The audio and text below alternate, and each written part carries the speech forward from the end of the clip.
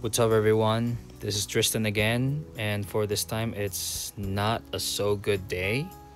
It's already evening, pero after maglaro ng aking anak, yan, he doesn't feel really well. So I thought like maybe something is wrong, so kinuha ko yung thermometer para i-check, and mukhang magsisinat nga yata siya kasi that's 37.7.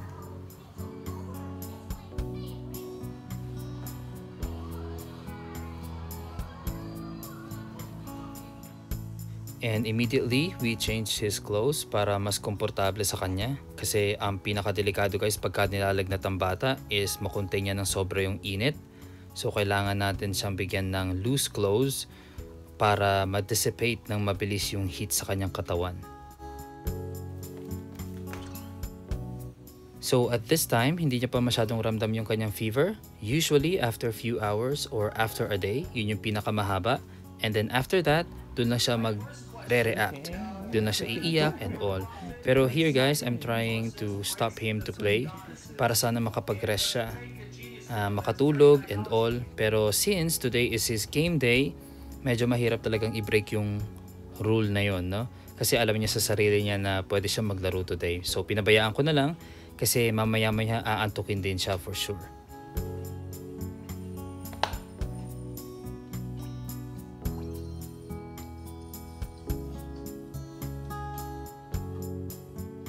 And here, yan, gusto niya na matulog and medyo mainit na talaga siya dito guys. So I need to put him to bed and i-check na rin natin yung temperature niya para alam natin kung ano yung gagawin natin.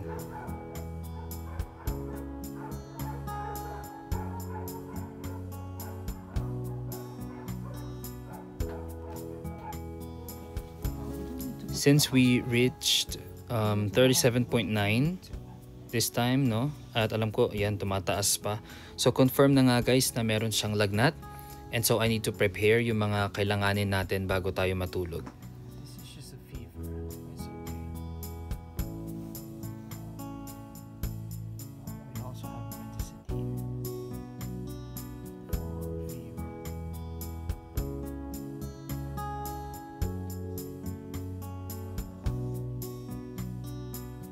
So, medyo weird lang ng konti yung feeling, no? Kasi usually kapag ganitong oras, maingay pa yan, naglalaro, nanonood ng TV. Pero kapag may sakit, talagang tatahimik ang bahay. So, nakakakaba din guys kapag meron kang batang may sakit.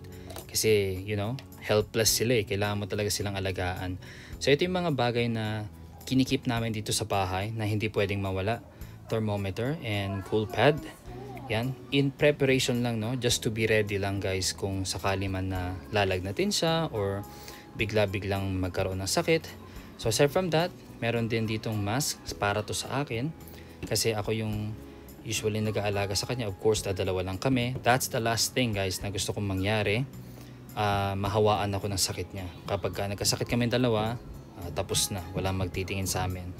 Aside from that, meron din ditong paracetamol, hindi pa yan nabuksan. Usually, ang paracetamol guys, after 2 weeks upon opening is kailangan mo na siyang i-dispose as far as I know. Please correct me if I'm wrong here.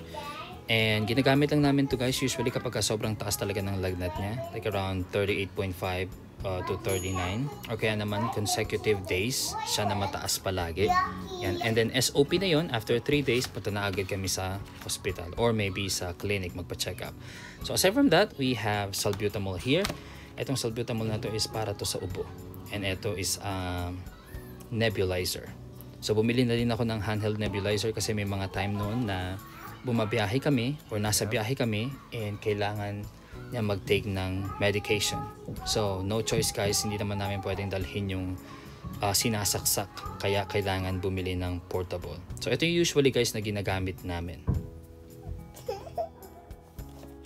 So after ko nga siyang punasan, kailangan kong i-apply itong cool pad sa kanya para hindi siya masyadong maistorbo sa paggising-gising kapag pinupunasan ko siya. So ayaw niya guys na itong cool pad, no? Nagre-react siya ng sobra kasi nilalamig siya. Pero kailangan natin eh. Ang sinet ko dito is every 2 hours akong gigising para i-check siya. Tignan yung temperature niya, hawak-hawakan siya, ganyan. Pero it turned out na every 10 minutes siya guys nagigising. So umiiyak siya, hindi siya komportable sa pakiramdam niya kaya hindi rin tayo masyadong makatulog.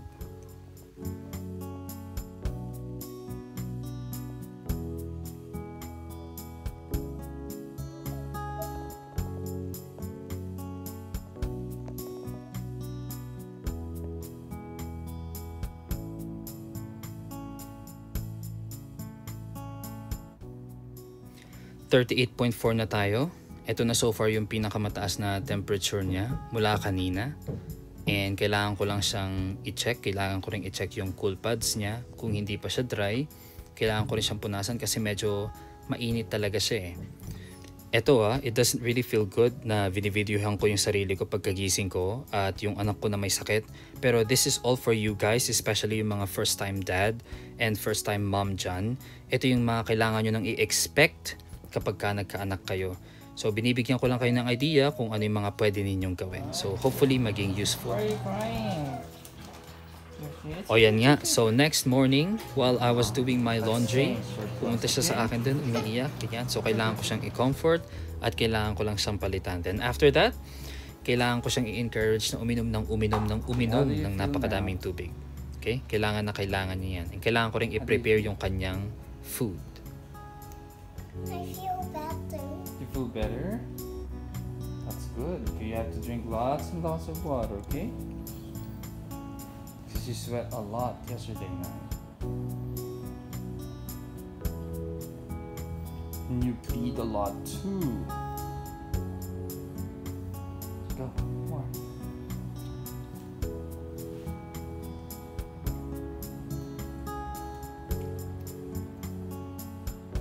So I prepared an apple for him and some grapes. Yan lang guys, kapag ka yung bata nagkakasakit, sobrang kailangan lang niya ng prutas at gulay. Maraming prutas at maraming gulay. That's the switch.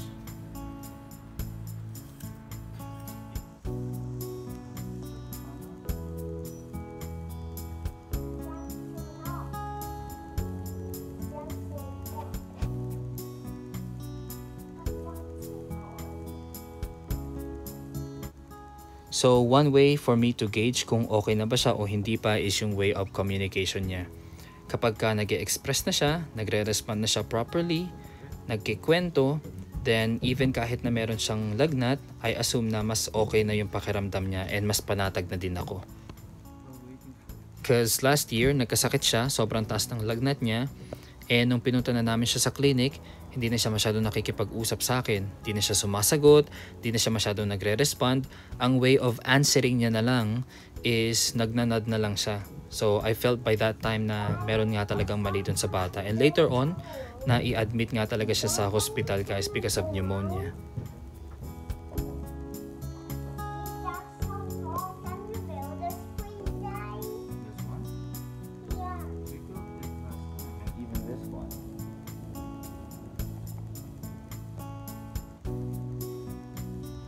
So there should be 6 balls there. And then dito mo lang din marirealize na mas okay kung maingay siya kasi at least wala siyang iniinda kaysa sa tahimik siya sa bahay tapos may sakit.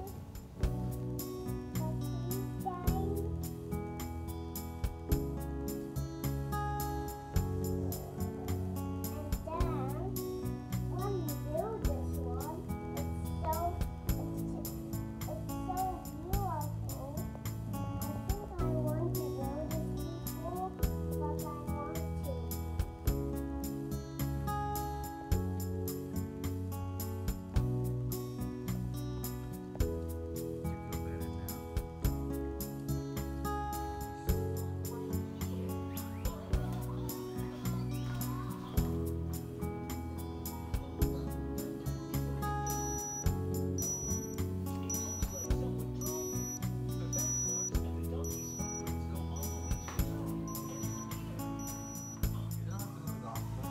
Aside from communication is tinitignan din namin yung pagkain niya. Kapag normal yung pagkain niya, okay na kami doon. At least kumakain at umiinom ng tubig. Feeling much better. Feel much better now? But almost down. You're almost there. Almost better. Yeah. But I'm better too. still have fever.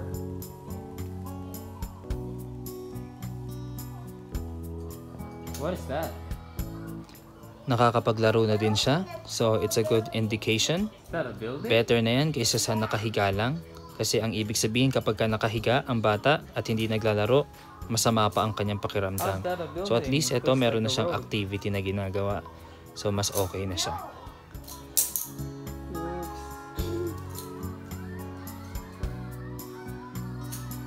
And this is the last one.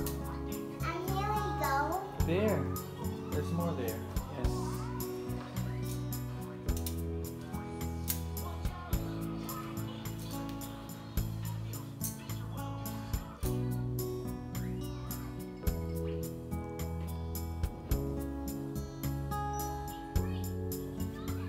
To me. Thanks.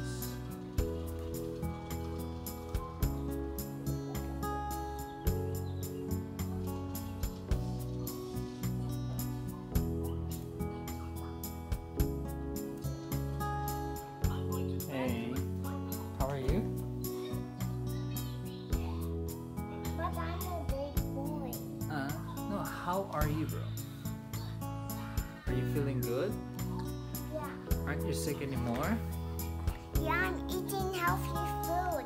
Oh, that's Can make you strong. Oi! Just like that. What else did you eat then? Vegetables. Like what? Vegetables. Vegetables like? What vegetables do you like? Not junk food. That's not good. Okay, so not junk food. Because? Apples can make you strong. Uh-huh. Bananas too. Uh-huh. Yeah, exactly. What about junk food? What happens if you eat lots of junk food? It can make you sick. Yeah. Make you sick, but do you feel better now? Food is good. Yep. Exactly. That's nice. So keep on eating healthy food then. 375? Yeah. Oh, 375. Can I turn it off? Sure.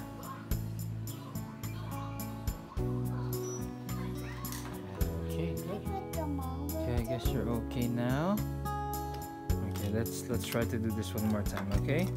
I want to do Okay, it. do it then.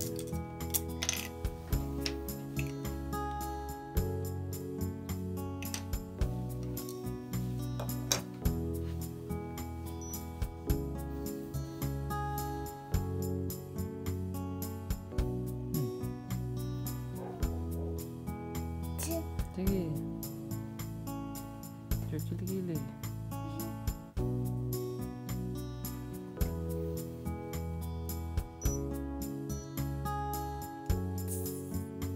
That tickles.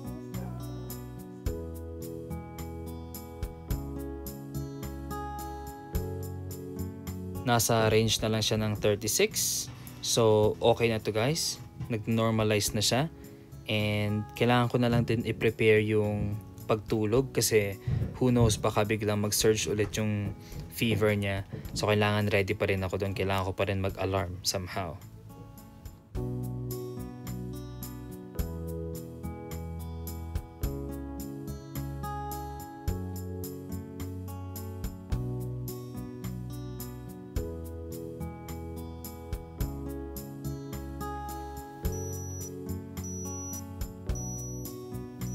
Can I turn that off? Okay. 37, that's fine. Okay, good. Put it in the box.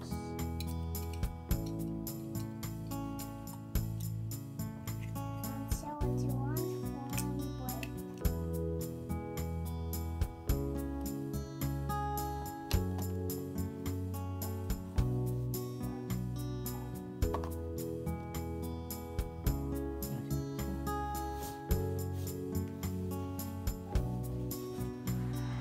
Then the next morning, okay na nga siya, wala na siyang lagnat, normal lang kanyang temperature, kaya pinaliguan ko na din para ma-refresh siya at somehow ma-neutralize yung temperature ng katawan niya. So yan lang guys yung pwede kong ma-share ngayon. And so far, based on experience, lahat yung mga yon. So, 1 day lang ang kanyang lagnat. Actually, that's less than 24 hours. And hindi rin siya nag-take ng any medicine, no? Hindi yung nilagnat lang ng konti, oh, gamot ka na agad.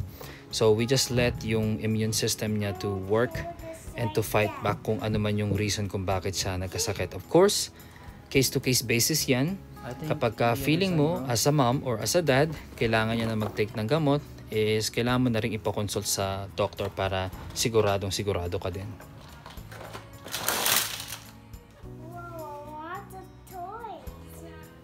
Hanggang dito na lang tayo guys, and I hope you got something from this video, and share nyo naman kung paano nyo inaalagaan yung anak ninyo kapag may sakit. Thank you for watching. Subscribe our channel.